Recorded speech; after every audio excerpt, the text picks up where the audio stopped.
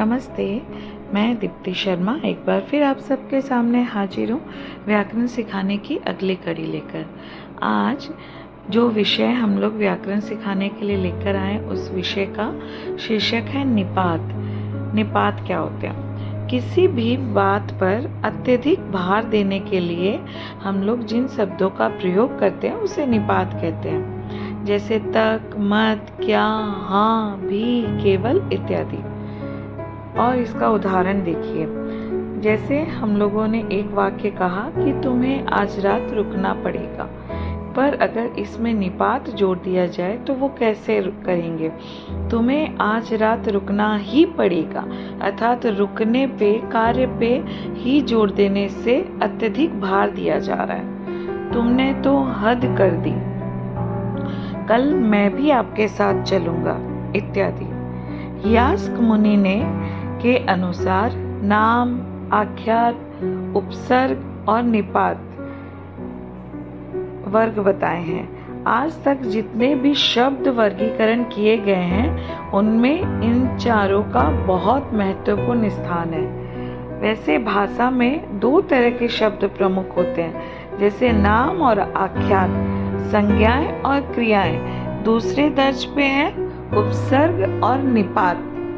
नाम और आख्यात स्वतंत्र चलते हैं और उपसर्ग तथा निपात इनकी सेवा में रहते हैं। हिंदी शब्दानुशासन श्री किशोरीदास वाजपेयी जी ने ऐसा कहा है। अब आगे समझिए। निपात ऐसा सहायक शब्द भेद है जिसमें वे शब्द आते हैं जिनके प्राय अपने कोई अर्थ नहीं होते हैं, जैसे यथा, तक, मत, क्या, हाँ इत्यादि। इन सब के अपने खुद के कोई अर्थ नहीं है, ये दूसरे वाक्यों में जुड़कर उनका अर्थ बढ़ाते हैं। अन्य शब्द भेदों से निपात का इस बात में अंतर है कि अन्य शब्द भेदों का अर्थात संज्ञाओं का, विशेषणों का, सर्वनामों का इत्यादि का अपना एक अर्थ होता है, किंतु निपातों का कोई अर्थ नहीं होता है। वाक्य को अतिरिक्त भाव प्रदान करने के लिए निपातों का प्रयोग किया जाता है। निपात सहायक शब्द तो होते हैं, पर ये कोई निश्चित वाक्य नहीं होते। वाक्य में इनके प्रयोग से उस वाक्य का अर्थ केवल प्रभावित ही होता है। निपात वाक्य में निम्नलिखित कार्य करते हैं। निपात के प्रमुख कार्य क्या क्या हैं? देखिए, जैसे प्रश्न पूछा गया, क्या वह विद्यालय गया था, तो हम उसको अस्वीकृति करेंगे, जैसे वह घर पर नहीं है। और इसको अगर विस्मयादि बोधक में पूछेंगे, जैसे कैसी सुहावनी रात है। किसी शब्द पर बल देने से, जैसे मुझे भी इसका पता है। यास्क मुनि ने निपात के 3 भेद माने: उपमार्थक निपात, कर्मोपसंग्रहार्थक निपात और पद पूर्णार्थक निपात। निपात के 9 प्रकार होते हैं। स्वीकारात्मक निपात, हाँ, जी, हाँ, जी, ये सब निपात स्वीकृति को व्यक्त करते हैं तथा सदैव स्वीकारार्थक मतलब स्वीकार करने का उत्तर दिया जाता है। जैसे पूछा गया, तुम विद्यालय जाते हो, उत्तर मिला जी। आप घर जा रहे हैं, उत्तर जी हाँ।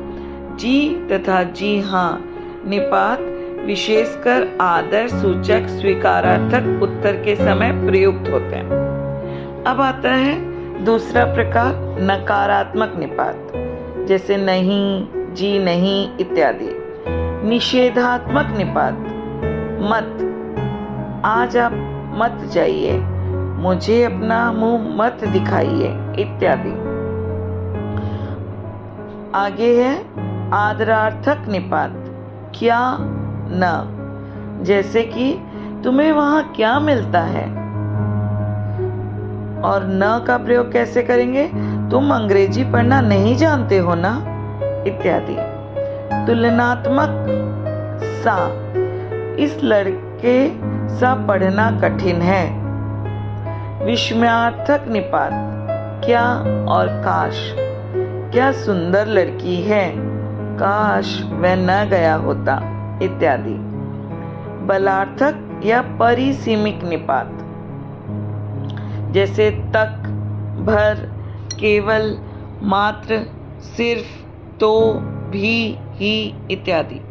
उदाहरण जैसे मैंने उसे देखा तक नहीं, हमने उसका नाम तक नहीं सुना।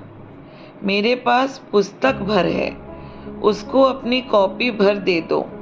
केवल, वह केवल सजा कर रखने की वस्तु है। मात्र, वह मात्र सुंदर थी, शिक्षित तो नहीं थी। भी, मैं भी यहीं रहता हूँ। अवधारण बोधक निपात ठीक, लगभग, करीब।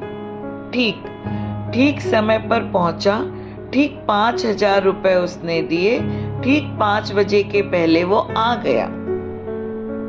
लगभग, लगभग 5 लाख विद्यार्थी इस वर्ष प्रवेशिका की परीक्षा दे चुके हैं। लगभग लगभग इतने बजे तक। करीब, इस समय करीब 5 बजे हैं। आदर सूचक निपात जी, जी।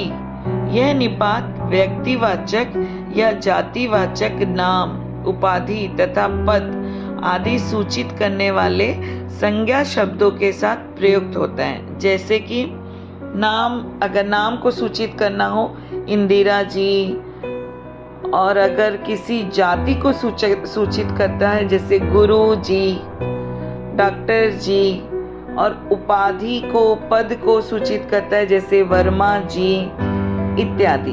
तो ये थे निपात की जानकारी। जल्दी ही अगली कड़ी लेकर आप सबके सामने फिर उपस्थित होंगे। तब तक के लिए नमस्कार, धन्यवाद।